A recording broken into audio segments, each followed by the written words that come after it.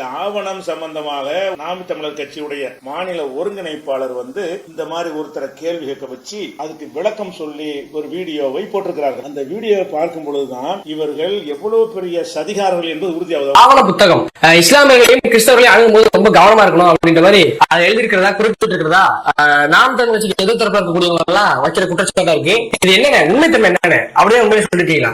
நாம் தமிழர் கட்சி ஆவண புத்தகமே இது வரைக்கும் வெளியிடலாம் உண்மை.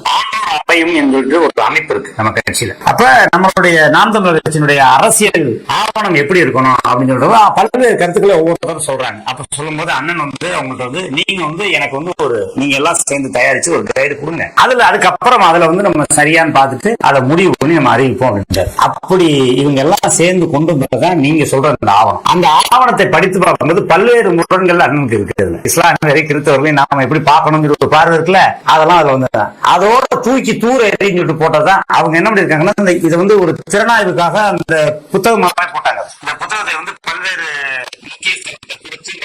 அறிஞர்கள்ட்ட கொடுத்து இது அவங்களோட கரெக்ஷன் வாங்கி அதுக்கப்புறம் ஆவணம் வெளியிடணுங்கிறத அதனோட திட்டம். அப்படி வெளியிடுறதுக்காக இவங்க 100 புத்தகம் அச்சடிச்சிருக்காங்க. அந்த 100 புத்தகத்துல ஏதோ ஒரு புத்தகம் 2 புத்தகம் வெளியே போயிருச்சு.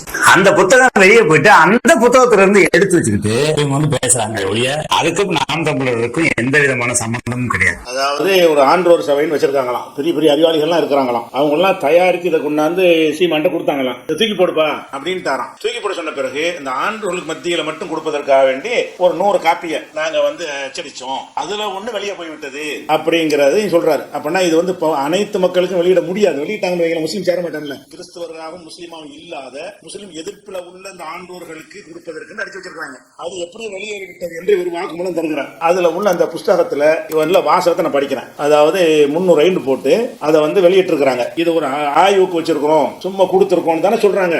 ஆனா இது 300 இந்த புஸ்தகத்தை நாங்க வெளியிடத்தான் செய்கிறோம், அது பரிசீலனைக்கு உள்ளதாக வைக்கல, தூக்கிலாம் எரியல என்ற கருத்துப்பட இந்த 300 என்று எழுதி அது ஒரு 2 பக்கம். அதுல கடைசியில சீமான் கையெழுத்து போட்டிருக்கிறார். இவர் என்ன செய்யறாரு, இந்த விளக்கம் கொடுத்தவர் தூக்கி போடுங்கன்றார். தூக்கி போட்ட ஒரு ஆவணத்தை கையெழுத்து போட்டு வெளியிடுவாங்களா? 300 என்றால் என்ன அர்த்தம்?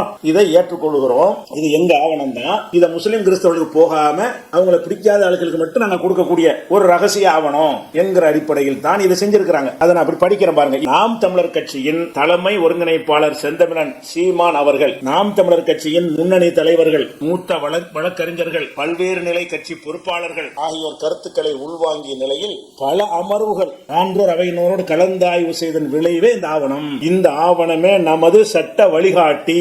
ஆவணப்படி நடப்போம், ஆவணப்படி முடிப்போம்.